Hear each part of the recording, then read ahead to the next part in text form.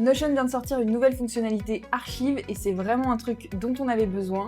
Aujourd'hui, je vous montre les meilleures pratiques sur comment archiver dans Notion, que ce soit avec cette nouvelle fonctionnalité, mais aussi sans, puisque c'est une fonctionnalité qui est disponible uniquement sur les plans business et entreprise, et je sais que c'est pas des plans que tout le monde a.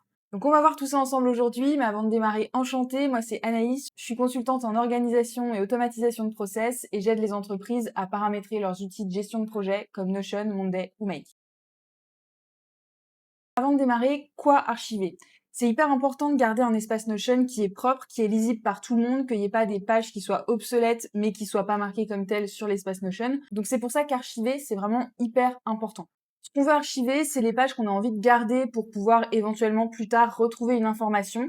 Elles sont plus utiles à l'instant T, mais on pourrait avoir besoin de revenir dessus à l'avenir. Si c'est le cas, alors vous pouvez archiver. Si par contre vous vous rendez compte que c'est une page qui est totalement inutile, que personne jamais va revenir dessus, que c'est une page qui est, voilà, il n'y a rien d'intéressant dessus vraiment, n'hésitez pas à supprimer. Voilà, n'hésitez pas. Ça permet aussi de rendre l'espace Notion un petit peu plus digeste et de pas avoir trop d'archives, trop dans tous les sens, etc. Donc si c'est un truc qui est inutile totalement, bah supprimez. Si c'est un truc dont vous pourriez avoir besoin dans le futur, archivez.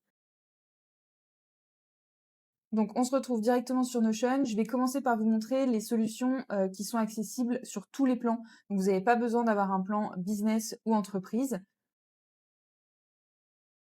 Donc la première solution pour archiver des pages sur Notion, c'est tout simplement de créer une page archive et de venir drag and drop, donc glisser les pages que vous souhaitez archiver dans cette partie-là. Donc par exemple ici, je vais faire page vide.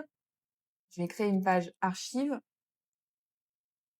Ouais, archive, bah, c'est pas mal. Donc là, par exemple, imaginons qu'on ait une page ici qu'on souhaite archiver. Donc, par exemple, charte graphique du podcast. Euh, donc, ce que vous voulez faire là, c'est archiver la page. Vous allez tout simplement venir prendre cette page et venir la glisser dans Archive ici. Donc, qui est du coup sur la barre latérale.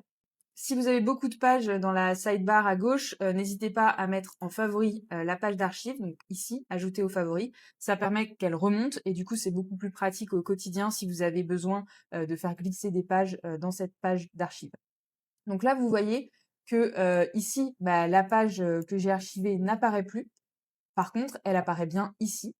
Et là, on peut tout à fait imaginer classer un petit peu les archives par exemple, par thème pour pouvoir mieux s'y retrouver ou par année, par exemple. Là, on pourrait mettre année 2026 et puis on pourrait avoir un toggle qui permet justement de mettre les pages dans la bonne année et du coup que ça fasse un petit peu plus clean. Donc ça, c'est la première option pour les pages classiques. Vous pouvez tout simplement les glisser et les déposer. Et une autre manière de faire, si vous le souhaitez, au lieu de glisser, déposer, c'est tout simplement, je vais faire une page test, c'est tout simplement de cliquer sur les petits points ici et de faire déplacer et ensuite de choisir la page archive. Voilà. Ensuite, par contre, si vous voulez les classer correctement, il faut retourner sur cette page archive et venir la mettre dans la bonne année, par exemple. Oups. Venir la mettre dans la bonne année, par exemple, comme ici. Voilà. Donc ça, c'est pour les pages classiques. Donc concernant les pages des bases de données, il y a deux méthodes que je peux vous partager. Donc la première méthode, elle peut être surtout utilisée si vous avez énormément de pages dans une base de données. Parce qu'à partir du moment où vous avez énormément de pages dans une même base de données, Notion peut ralentir, un petit peu laguer le temps de télécharger toutes les pages, etc. Ce qui fait que ça peut un petit peu ralentir votre fonctionnement. Et donc vous pourriez avoir envie de sortir les pages de la base de données. Et ça, c'est vraiment valable si vous avez énormément de pages. Donc la première méthode pour ça, ça va être tout simplement de créer une deuxième base de données avec exactement les mêmes propriétés et de tout simplement glisser, déposer, enfin déplacer en tout cas les pages de votre base de données réelle vers la base de données archive. Donc ici par exemple, on a cette base suivi freelance. On va tout simplement venir dans les trois petits points ici et cliquer sur dupliquer. On va faire dupliquer sans les données. Voilà. Et là, on va l'appeler du coup archive. Et une fois que vous avez l'autre base, du coup la base archive qui est créée, eh ben, vous allez pouvoir tout simplement venir glisser, déposer les pages que vous souhaitez archiver dans cette deuxième base dédiée aux archives. Donc par exemple ici, je vais glisser dans ma base suivi freelance archive et on peut venir voir ici qu'on a bien cette page qui a été rajoutée du coup avec toutes les propriétés qui sont ajoutées automatiquement, enfin de la même manière du coup que c'était sur ma base suivi de freelance.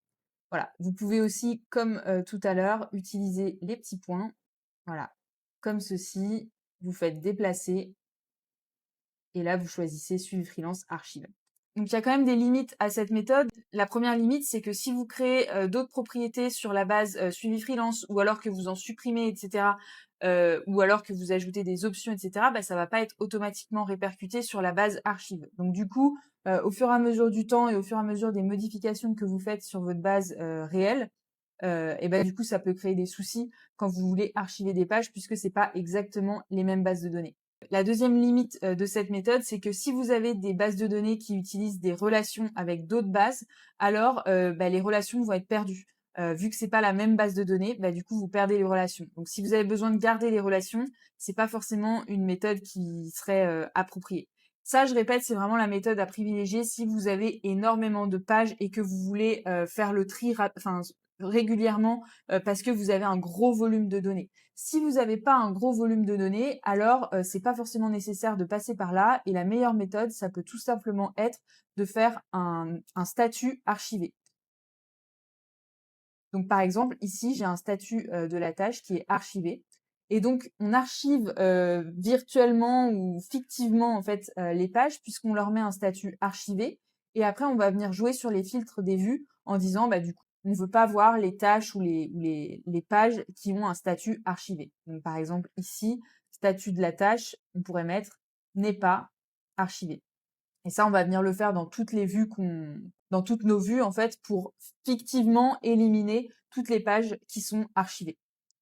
Ça, c'est la deuxième méthode. Elle est beaucoup plus pratique à mettre en place, mais dans la réalité, c'est des pages qui restent sur votre base de données, qui apparaissent systématiquement, et il faut penser systématiquement à filtrer sur n'est pas archivé pour qu'elles n'apparaissent pas dans les différentes vues. Et en plus, si vous en avez énormément, bah, du coup, ça va quand même être pris en compte pour le chargement de la base, etc. Donc voilà, c'est à avoir en tête, mais si vous n'avez pas énormément de pages, en tout cas pas des volumes gigantesques, ça peut complètement faire le travail. Et maintenant, on va voir du coup la nouvelle fonctionnalité archive de Notion, comment ça fonctionne. Donc, première partie sur les pages classiques qui ne sont pas des pages de base de données. Donc, imaginons, voilà, on est sur ma page nouveauté podcast, on a cette page charte graphique, je veux l'archiver. Eh bien, je vais aller dans les petits points ici et je vais cliquer sur archiver. Et vous allez voir qu'elle apparaît en grisé avec une petite archive à droite. Et donc, si je clique dessus, je peux voir cette page a été archivée par Anaïs Blanquet le 29 mars et on peut la désarchiver. Donc, ce qui est important de comprendre avec cette fonctionnalité, c'est que toutes les sous-pages d'une page qui a été archivée sont également archivées. Donc, si par exemple j'avais eu des pages à l'intérieur de ma page charte graphique, par exemple ici, voilà, vous voyez qu'elles sont automatiquement archivées. Donc, toutes les sous-pages d'une page qui est archivée sont archivées. Ce qui est intéressant avec cette fonctionnalité, c'est que du coup, les pages qui sont archivées, elles disparaissent automatiquement des résultats de recherche. Donc, si vous faites une recherche sur les pages, eh ben, vous verrez plus toutes les pages qui sont archivées. Donc, ça, c'est quand même pas mal quand on a beaucoup de gens qui travaillent sur un même espace et du coup, qui archivent, enfin, qui ont des pages qui sont souvent obsolètes. Donc, les pages n'apparaissent plus dans les résultats de recherche et elles n'apparaissent plus non plus sur la sidebar, donc sur le côté gauche ici. Voilà, elles disparaissent automatiquement mais vous pouvez toujours consulter le contenu, etc. si vous cliquez dessus. Donc ça, c'est quand même assez pratique. Le seul inconvénient que je trouve, du coup, c'est que visuellement, bah, elles sont encore là, même si elles sont grisées. Donc c'est pour ça que moi, je recommanderais quand même d'avoir un espace archive pour pouvoir bah, à la fois les archiver, mais aussi finalement les glisser quelque part pour qu'elles soient plus regroupées et qu'elles apparaissent pas, parce que j'ai l'impression que ça pollue un petit peu l'espace quand même, parce que voilà, elles sont plus là, mais finalement elles sont encore là parce qu'elles sont juste grisées. Après voilà, je fais la vidéo le dimanche 29 mars. Peut-être que c'est quelque chose qui aura évolué dans le temps et j'espère, parce que je trouve que c'est un petit peu dommage. Donc on verra comment Notion fait évoluer cette fonctionnalité. Et maintenant parlons des pages des bases de données. Donc c'est un petit peu le même système. Là par exemple, je vais aller sur une base de données de type wiki. Je trouve que c'est intéressant de vous montrer sur cette base-là.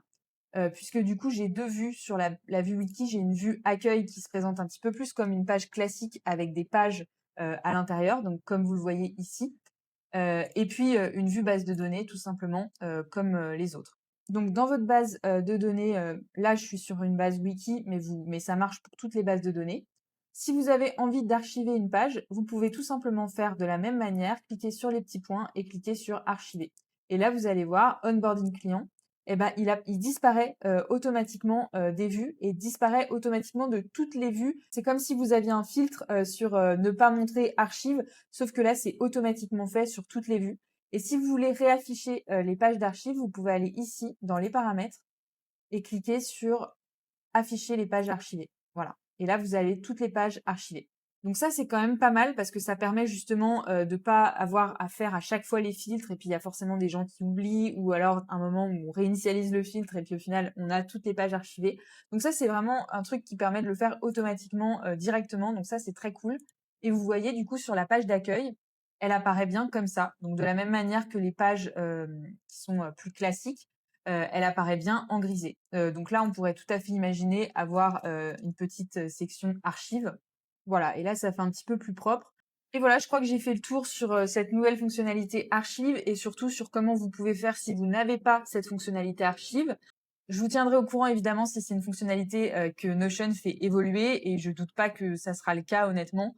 Par exemple, on pourrait tout à fait imaginer un endroit, par exemple dans les paramètres ou quoi que ce soit, où il y a toutes nos pages qui ont été archivées. On pourrait, voir, quand est-ce qu'elles ont été archivées, par qui et cetera. Donc ça pourrait être assez intéressant. Et puis le fait de pouvoir masquer complètement les pages archivées, dans une page, je trouve que ça pourrait être, pas mal. Donc à voir si Notion, le fait ou pas. Et voilà, c'est la fin de cette vidéo. J'espère que vous y voyez plus clair sur quoi archiver et comment archiver, que vous ayez un plan business, entreprise ou pas. J'espère que ça vous aura aidé. Si vous avez besoin d'aide sur votre espace Notion, n'hésitez pas à me contacter. Et puis nous, on se dit à bientôt.